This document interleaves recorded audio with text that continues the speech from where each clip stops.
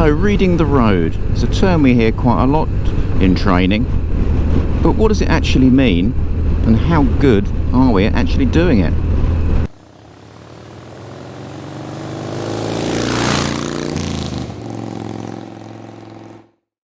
Hello there and welcome. So, reading the road, or being asked to read the road, is an old phrase. I remember it very much in the early days when I first started to learn to drive and ride.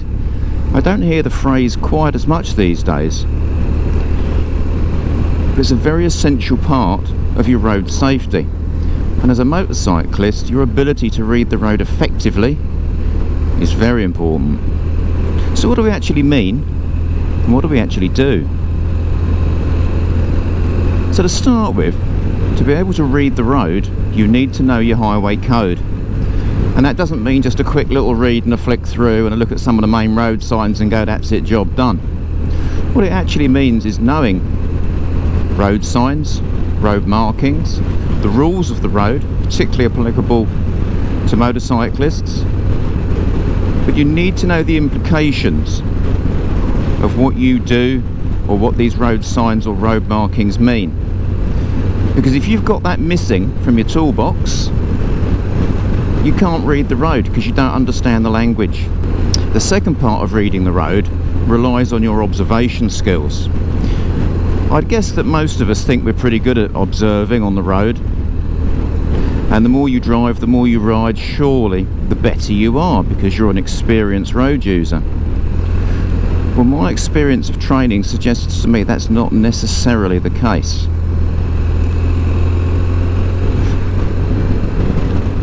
How many times have you been out with someone in a car, or maybe yourself, at the last moment something's come into view and you're reacting rather than responding and going, oh, suddenly the brakes go on, or suddenly there's a change of route or simultaneous actions. Why? Because you didn't see it until the last moment. That's not good observing. So to observe well, we need to look well up that road ahead. And we need to make sure that the eyes and potentially the head are moving a lot. You've got to be able to see things very, very early, and that means actively seeking them out, not waiting for them to come jump into your view. It's what we sometimes call an investigative approach to driving or riding. It's certainly being proactive and not reactive.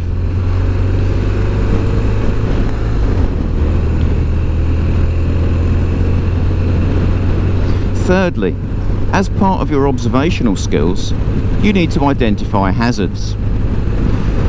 Now, it's one thing seeing a hazard, and then it's something else working out what the potential risk to you is, and it's something else again taking measures to deal effectively and safely with that hazard. So just seeing something on its own is just not good enough. This is where experience can often win over that of a younger or a more inexperienced rider. When you see something on the road, maybe you've seen something happen before. Yeah, I see that, I know what's going to happen there. And straight away you're able to start taking measures to keep yourself safe. Whereas someone who hasn't seen that situation develop before may have no response or reaction whatsoever. So experience can be helpful, but you've got to learn by that experience. So let's do a little short ride and just look at some of the observational skills and the reading of the road that we need. So here I'm looking at the soft verges, broken lines there showing me the entrance or a driveway, that's important, and already identifying the road markings. National speed limit across the other side of the road, give way, that car might turn in a bit sharp. This road says unsuitable for heavy goods vehicles. So we're just getting a good view of everything. Double yellow lines not really applicable to us, good view of the junction. So we proceed. So I'm now looking at the limit point of the bend. So I'm looking at how much tarmac I can see. Now throughout this process I will be regularly checking my mirrors, so even if I don't talk about it, I am taking effective rear observations. But the purpose of today is to read the road ahead. And of course, as a motorcyclist or potentially a car driver as well, with the condition of the roads these days, road surface comes into play very much. So my eyes are always going as far up the road as they can, Then I'm changing the focal length, I'm varying how far up the road I'm looking, I'm sweeping in a left and a right view, and I'm also assessing the road surface in front of me, and I do tend to do that with eye movement rather than head movement. On this bike I can also check my speedo by just moving my eyes, not necessarily my head. I've seen some riders sort of looking down almost 45 degrees. You need to make sure, let's just ease off here a little bit, cover the horn warning, don't swing wide, thank you very much, eye contact with the driver, look, saw the brakes. It's all part of reading the road. Yeah, don't look at the road in front of you. By the time you see it, you'll be on top of it. The idea is to identify hazards on that road surface way in advance. Now I appreciate that's difficult because sometimes they're not obvious at a big distance, and that's why we do have little glances down every now and then just to check it out. Soft verge line to the near side there, limit point moving away. Now limit point, I've done videos about bends and limit point analysis. Something that's not really trained at test standards, certainly not at CBT level, limit point analysis. But that actually is very important for you, because if you don't know the correct speed for a bend and you're just guessing, if you get it wrong, then it's not going to end well. So do look up limit point analysis. That's all part of your reading the road. It's another one of those tools. A little bit of gravel there, broken white lines, driveway to the left, slightly rough road surface there, one vehicle behind.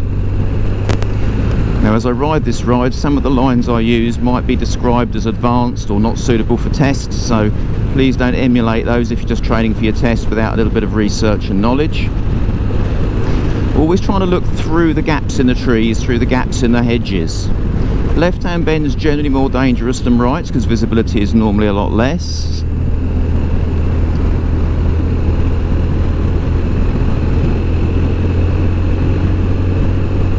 You can just see that limit point moving away very, very nicely. Then it comes and freezes a little bit, and now it starts to move away again. So we see that road gently opening up. 30 limit, 30 on the road.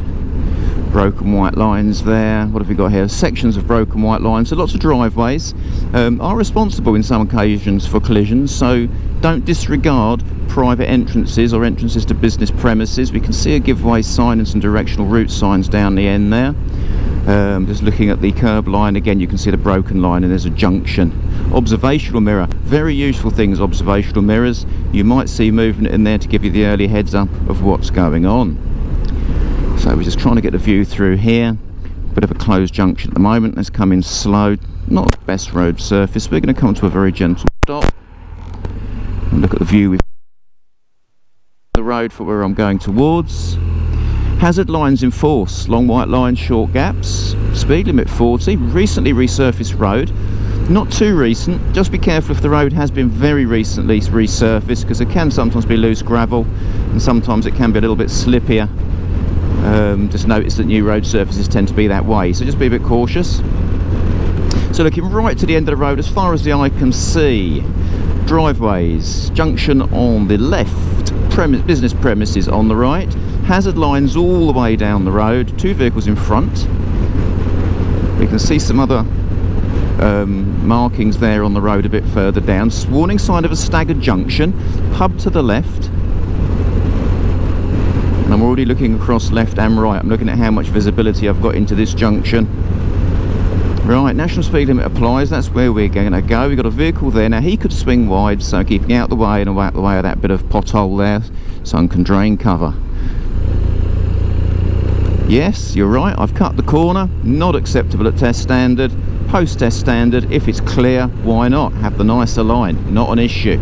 So here we've got no road markings whatsoever, quite a lot of gravel in the verges to be aware of. A brow of a hill, always like to move a little bit left on a brow of a hill because can't see what's coming towards us. There's the car, slow. Warning sign of crossroads, heightened road sign with the yellow background, 140 yards, and we've got a tractor or something there with the amber flashing light.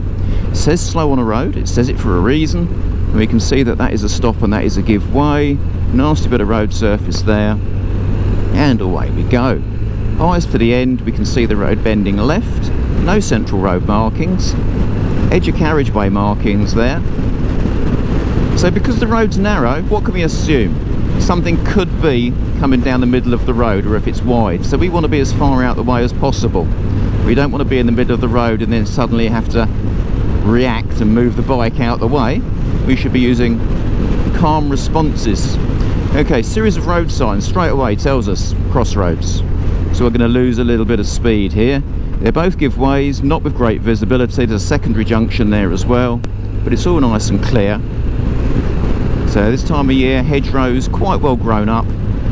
Not the best views, what we call cross views, can't see through them very easily. Much nicer in the winter. So the eyes are right to the end of the road at the moment, that's where I'm looking. There's a finger post, you can just see a concealed junction there. So what I'm going to do is I'm going to come away from that a little bit. Let's cover that horn button. And we can see another junction up there. Now notice how the road bends to the left then to the right. That hedge line is hiding a lot of the road surface, so I can't move to the offside until I can see all of the curb line. There's the curb line, so if I want to come out wider now, I can, to protect myself from the junction. But until you see that offside curb or verge line, don't move yourself across, because you're never sure what's in it. Browther Hill, warning of school. Just going to reduce that speed a little bit there. See the limit point moving away nicely now. Tree line there, maybe suggestive of a junction. Still warning of school children, pedestrians, no pathway for half a mile, and there's your junction. On the left, telegraph poles, they're quite a useful assistance for working out where the road goes. They're not exclusive, they're not 100%, but we should use them as a guide in conjunction with other factors. So it's nice to use things together rather than solely. In other words, the more information you have, the greater the picture you create, but it's like a jigsaw puzzle. When you've got one piece, you can't see the full picture. When you put 50 pieces in, you get a nice clear picture. Junction there, fairly concealed, so we want to get out the way of that as far as we can. We can already see that road sign ahead, and we can see the concealed crossroads, so we're just going to reduce a little bit of speed. More flexible gear. Consider horn warning. Equidistant from the hazards. Trying to prioritise which hazard is the highest and be furthest away from it. You can already see a set of temporary traffic lights across the field. Junction there is going to come in nice and slow. Roadwork signs, that just backs up what we saw initially. We just saw the head of that ATS unit there. And if we don't get too close to the vehicle in front, we'll hopefully get a better view of what's going on ahead.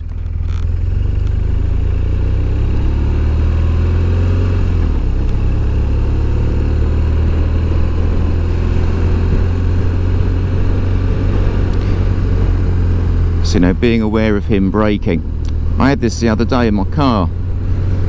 I was trying to turn off. You've got to slow down to turn off, unless you're particularly reckless. And as I was slowing, the vehicle behind, a van, didn't want to slow down. And if I'd have had to have come to a stop because there was something blocking the junction, he'd have gone straight in the back of the vehicle. Slow yourself down. It's obvious what's happening, and this is what we talk about learning from experience.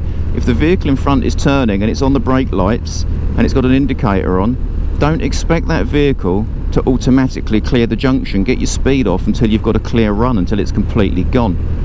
You save yourself about a second, and if you hit it, you've completely ruined your journey. So we're looking down the left path there, looking across the roofs of those vehicles, just looking for information all the time. Notice how the road signs here, very faded, but they still give you information, and it's valid, and you need to be aware of the implications.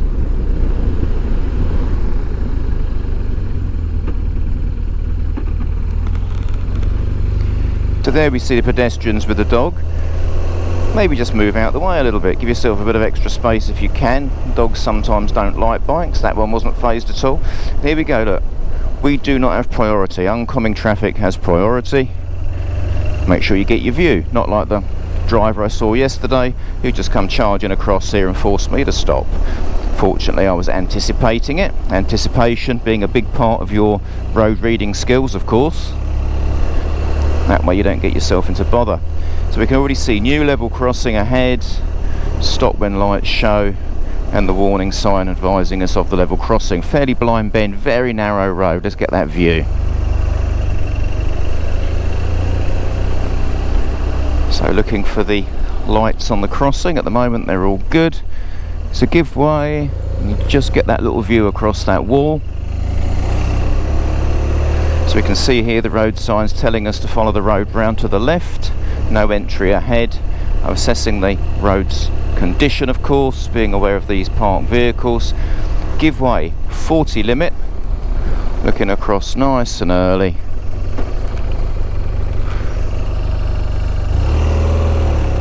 Got a bus stop there, no other traffic about, so I'm just going to pop over here. 6'6", except for access. You think I'm on a motorbike, that's got nothing to do with me.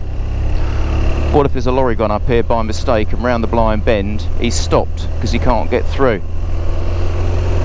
So even road signs that initially don't appear to have any meaning to you as a motorcycle.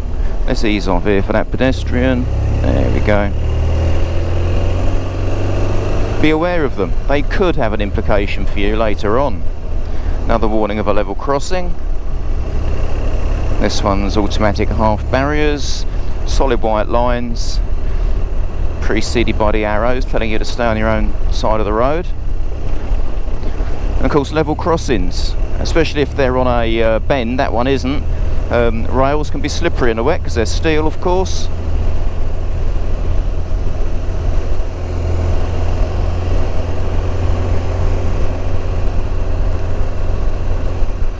Little warning sign there just hiding, public footpath.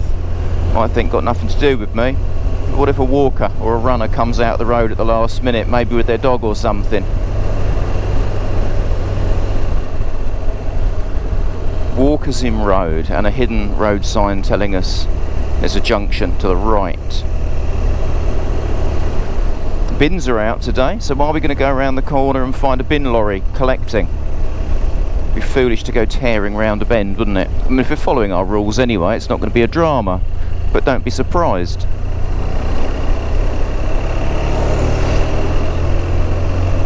It says slow there, using the limit point to help us. So if it says slow, you've got to think, why does that say slow? What's round this corner that means I've got to go slow? Is it the bend itself, or is this something else? Sharp deviation of route, bend to the right, road narrows on both sides, plus the little entrance there to the farm. Don't want to swing too wide, very gravelly verge. That no through road ahead, right hand bend, some little driveways to our left, looking right across that field. You know, can't see very much today because of the hedges. They're all nice and full, very green for this time of year. Little finger sign there, is that public footpath? Yes it is, and we can just see the 30 coming up. Just see a vehicle, bit of vehicle movement there ahead. Yet again another 6'6", except for access ahead. More vulnerable road users, lots of animals, so let's get that speed right off. They're on a bend, so there's every chance someone comes around that bend and overtakes them carelessly, so I'm not going to get myself too involved in all of that. There we go.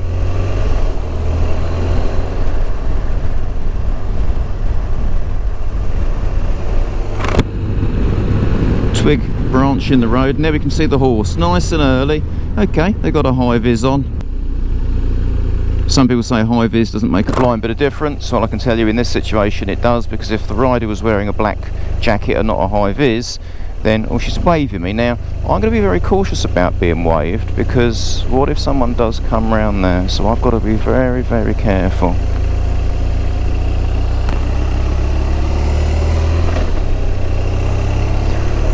Always get the view before you commit.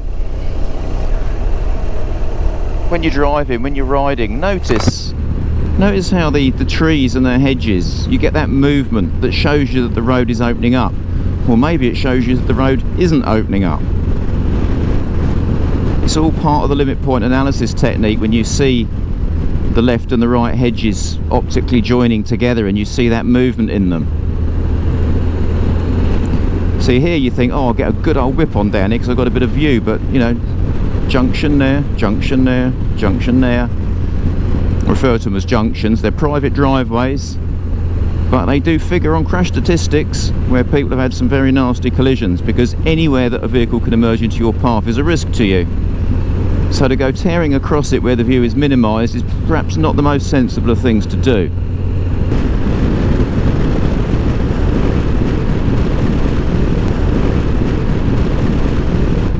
Right hand bend, junction left, it says slow.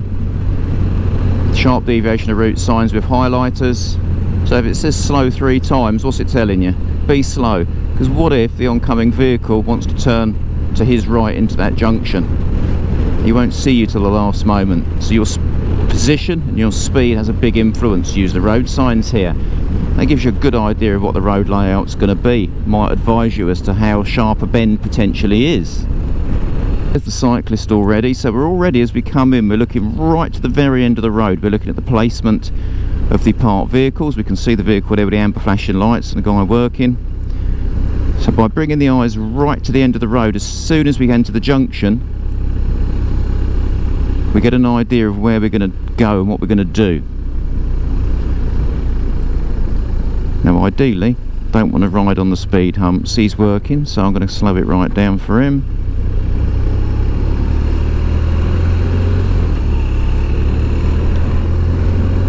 So it's always nice to go through the gaps, because generally it affords us more stability. I'm looking right up the end of the road now. I can actually see the windmill out in the sea from here. Got a nice view of the North Sea through that little bit of foliage.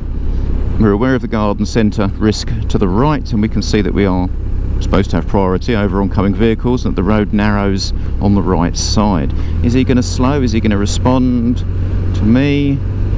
Sort of ish. Okay, no drama, no view around the bend, national speed limit applies, and then we're scanning the entire road surface, the entire area around us, letting the head move. We're just looking for information all the time. Pedestrian, bit of a brow of a hill. We can see there's a road sign telling us there's the road's not a good surface. It's a bit undulating, a bit lumpy bumpy. By looking across that field, I can see there's a road. I can see the finger sign there, finger post telling us that the road's to the left, and we can see the junction lines. A little bit concealed behind there because of the foliage, so a little bit of caution. Loads of gravel there. Looking up ahead, following the tree line. It says slow here, so let's do that and select flexible gear. Little entrance there, left and right. Bit of caution. Yeah, there's a car waiting there, oncoming vehicle and some runners, so let's get that speed off straight away.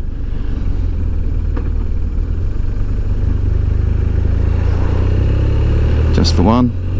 New road surface. Looking to the end of the road. Can you already see the parked vehicle there by the side of the road? It's a beautiful bit of road. You think there's no hazards on this, I go tearing down here. Well, there is actually an entrance there on the left, and there's a parked vehicle there, and he could emerge. I can see that the road appears to go to the left. If you look closely, it also goes to the right, and the left is a junction. Anyone in that car? I'm looking to see if I can see anyone in that car. Any signs of movement or activity in the vehicle itself. Same with these two here.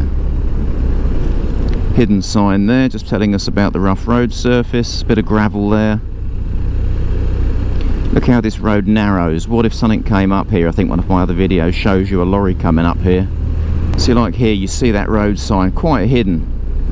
Series of bends, or double bend, first left, then right.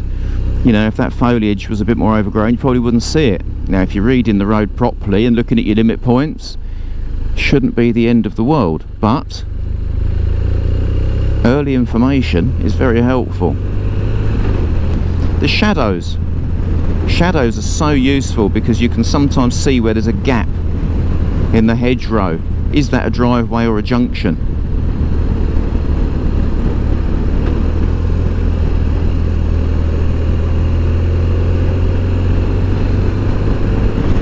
And whilst we haven't got anything out here at the moment, reflections.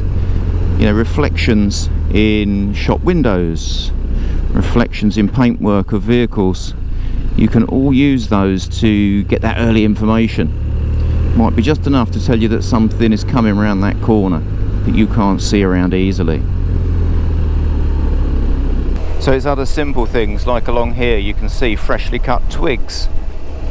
That could indicate that there's a cutter around the corner and lots of twigs flying around. So apart from reducing your speed, think about closing your visor if it's not closed. You don't want to get hit in the face by lots of debris flying around. I happen to know that the tractor disappeared a little while ago, but it's all good information.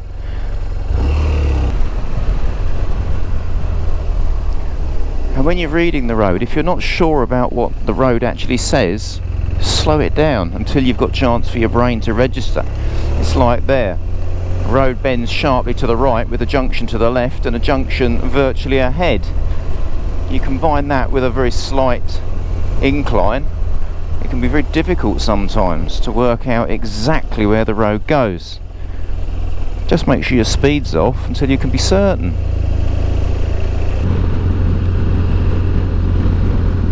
So of course this video is not exhaustive.